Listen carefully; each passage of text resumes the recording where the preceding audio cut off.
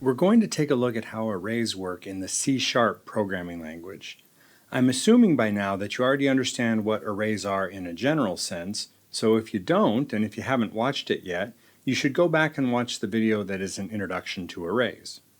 The other thing to be aware of is that pretty much every programming language has arrays, going back to the earliest programming languages that were ever invented.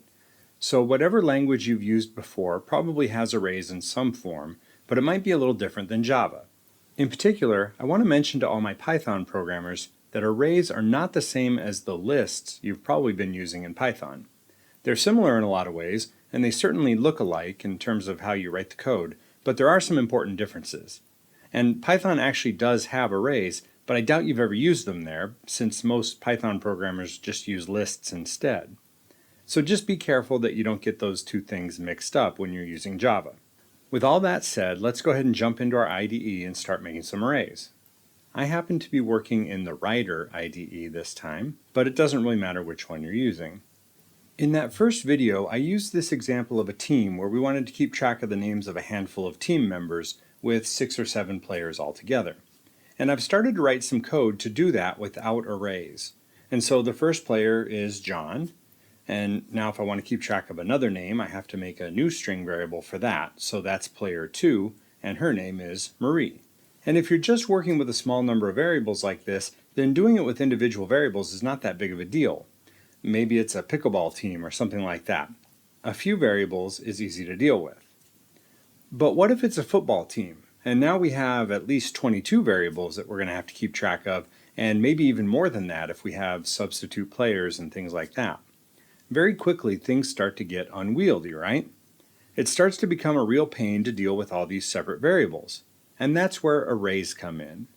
An array is a variable just like anything else and gets declared and assigned the same way.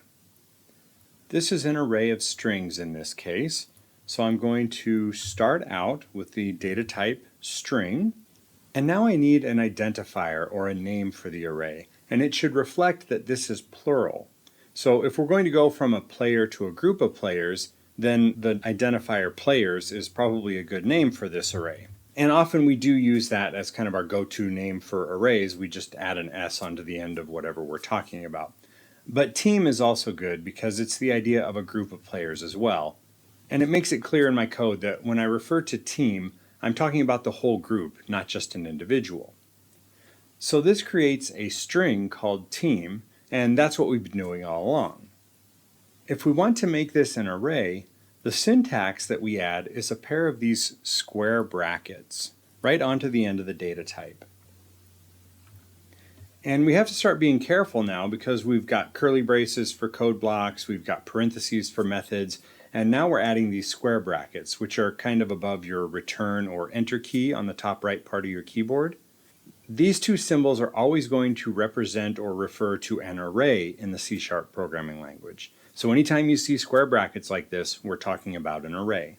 Now what's interesting here is that this sort of looks familiar. There's a little bit of deja vu because we've got something similar to this when we're writing a program without top-level statements, which would have a block of code like this. And we'll have to ignore that Writer is confused by why I'm putting that here. Our main method is where we have our entry point for a C# program, and it takes an array of strings as an argument. The reason for that has to do with command line arguments, and we're not going to get into that here, but I just want to point out that, oh, okay, we've seen this before. Now we're starting to understand a little bit more of this main method line of code that we see so often. So the square brackets in this case indicate that team is an array of strings. This line of code really just declares that variable and doesn't do anything with it. It just sort of identifies the name. To make this useful, we really have to specify the size of the array that we're going to use with an assignment statement. In C#, arrays are objects. So whenever we make an object, we're going to use the keyword new. And so we're going to say that we want a new string array with those square brackets again. And in those brackets, that's where we're going to put the length of the array. In other words, the number of elements we want to have. And so I've got my team up here in my comments. I've got 1, 2, 3, 4, 5, 6 players. That means my length is 6.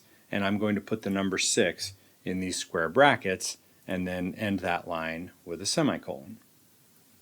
Just like with other variables, we can combine a declaration statement and an assignment statement into one line of code, and so I'll just edit this to reflect that. That line of code now creates a variable with the name team that points to an array of strings. At the moment, this string array is not very useful because it really just has empty strings. So to make it useful, we got to start putting some data into it. The way that we refer to an individual element within an array is with this subscript syntax. So I'm going to refer to team, and now my square brackets, oops, it's got to be lowercase. And inside the square brackets, I look at these elements that I'm going through. And if I look up here in the code comment, we start numbering at 0. So we have 0, 1, 2, 3, 4, 5. Remember that the last element in the array is always the length of the array minus 1. So the length here is 6, and that's why I specified that in my declaration. Valid index numbers are going to go from 0 to 5, again, 1 less than 6. So let's say team index 0. And I'll say team index 0 is equal to or equals John. And I'll have team index 1 equals Marie. And since we're moving away from, if I can type, we are moving away from our individual variables up here. So I'm going to delete those, and I'll move our output statements down below. In order to make these output statements work, I now have to refer to the array instead of the individual variables I had before. So I'll say team subscript 0 or index 0 and team subscript 1. And let's go ahead and run this and see how it works.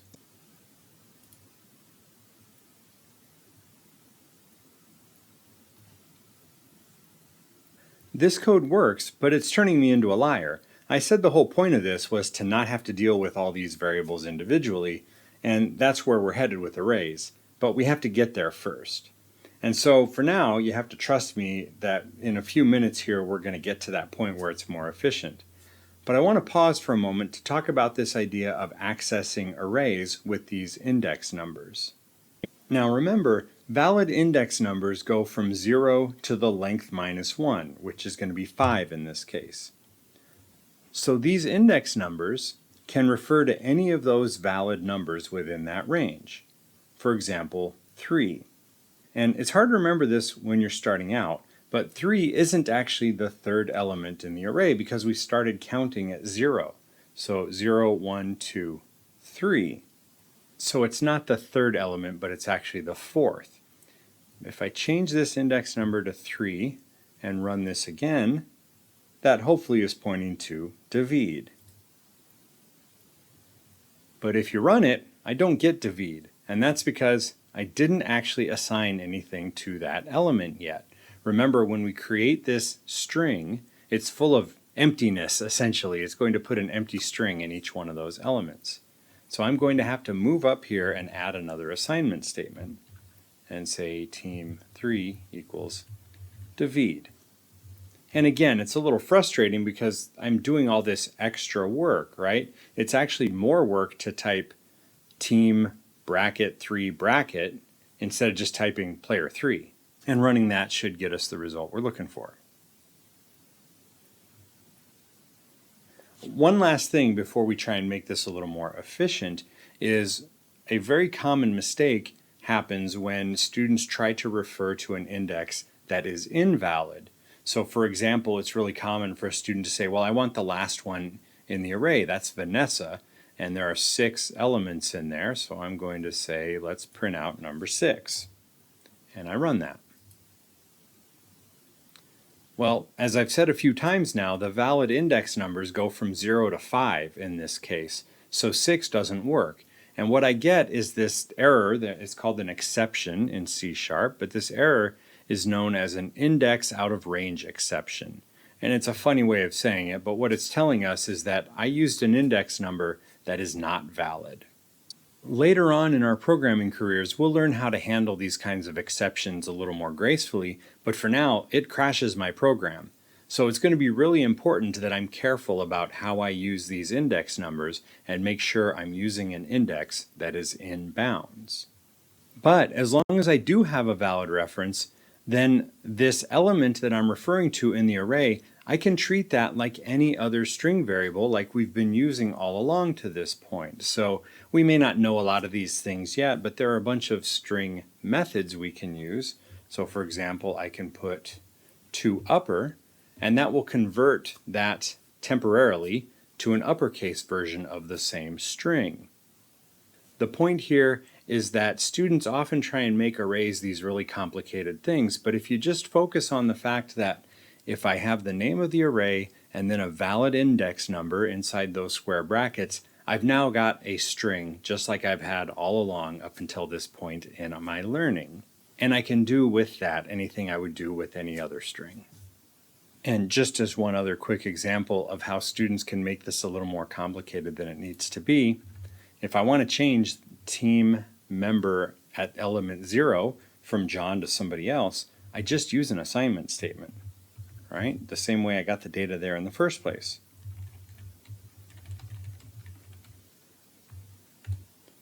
Okay, so this behaves like any other variable.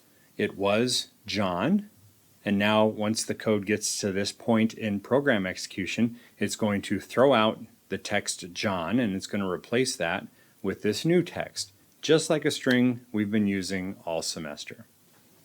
Well, all right, Tim, come on. You said the point of this was to make our lives easier. This is actually worse because typing player 1 is probably a lot easier than typing team bracket 0 bracket just to access that data.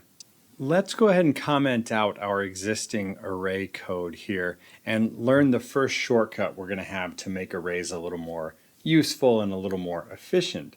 It's something that we're going to call an initialization list. If we know what data we want to put into our array at the time we're creating it, we can just list that data as part of our declaration statement, and it will be populated at the time the program is executed. So down here, I've now got errors because I commented out where I declared my team array, and we're going to declare it with a little bit different syntax now. I'm still going to need to declare and name the variable like I did before, but now instead of using this new keyword and specifying the size, I'm going to open a curly brace and I'm just going to start listing all of my data. So for each team member, and I need to be able to see my list up at the top there. In fact, I'm just going to copy and paste that list from my comment, and I'll need to add quotation marks around each of these since they are strings. And I do have to close off that code block, that initialization list, with another curly brace, and I have to put a semicolon at the end of it. Now, my array name is recognized going forward since I've redeclared it. I do still have an error here because I'm referencing an out of bounds array element. I'm just going to go ahead and comment out that line of code, and I accidentally added a curly brace there. But now I should be able to run this and get back to where I was originally. So now we're starting to at least see a glimpse of how arrays can be more efficient for us when we're writing our code. Again, the limitation here is that I can only use an initialization list if I know all of the values I'm going to use at the time I declare and create the array. In other words, I can't create an array of team and then use it for a little while and then use an initialization list to add a bunch more elements to it. You have to use it only when you are first creating the array. If I have a situation where I don't know what all of those values are going to be, like for example, I'm going to ask the user to input a bunch of names and then put those into an array, I can't use an initialization list for that, and that means I don't get to use this shortcut. we will have some other shortcuts we can learn to help with things like that. One other thing to point out here real quick, just to make sure it's clear, is that the only reason I've put these values in quotation marks is because these are strings.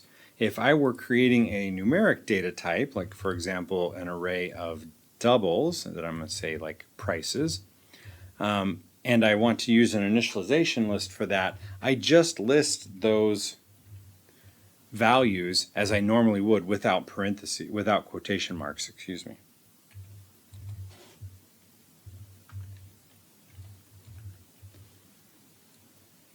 And that works to create an array, in this case, of double values. If I try and put one of these in quotation marks, the compiler assumes that's a string, and now it doesn't work because I can't put a string into an array of doubles. And if you think back to our idea of array immutability, what that says is that I can't change the data type. So if I have an array of doubles, I can't decide now I want to change that to hold strings, and I definitely can't mix and match data types within an array. That's one of the limitations of that data structure, is that it holds, this one holds doubles and only doubles. I can't mix in a string. I see that Writer, in trying to be helpful, keeps putting these closing curly braces down below. That is not part of my initialization list. All right, and I'm going to say this again. I've said it a handful of times, but I really want to drive home this point that once we have created an array and we start looking at an individual element within it, that is just like any other variable that we've been using all along. So if I want to print out a variable from this new array of prices, that's just going to be prices, and I'll print out the first one, so element 0. And that should work just fine. And similarly, I can do whatever I want to do with that individual double as if it was a double primitive variable. If I want to change that price, I can say prices 0, and let's just say I want to add on 50 cents, right? Inflation, so prices have gone up, and then I will print that again to see what the change looks like and run it. Okay, so again, I know it sounds maybe a little simplistic, but students just get caught up in being confused by this weird syntax that they forget that, look, just look at one of the elements in this array and treat it as a variable. You just have to, instead of giving it kind of the traditional name we've been using, you give it the name of the array and then the index number that you want to interact with. One last thing I really want to emphasize here is that I can make an array that stores any data type I want. So I'm not going to write code to demonstrate them all and take up your time with that, but we've done a string array and a double array. I can make an array that holds integers, an array that holds doubles, characters, whatever. I can even make arrays that hold objects. I mean, I guess we've already kind of done that, but we can make arrays that hold objects of classes that we've defined, and we will see examples of that and we'll interact with that in a future video. For now, I really just want to focus on this basic syntax, and in fact, this is actually a really good stopping point because arrays take a little time to digest, and I want you to take it in small pieces. So this is a good place to stop and go out and try interacting with arrays, write some code using just this simple syntax to get the hang of how it works, and then we'll move on and we'll see some more advanced things we can do now that we've got the hang of it.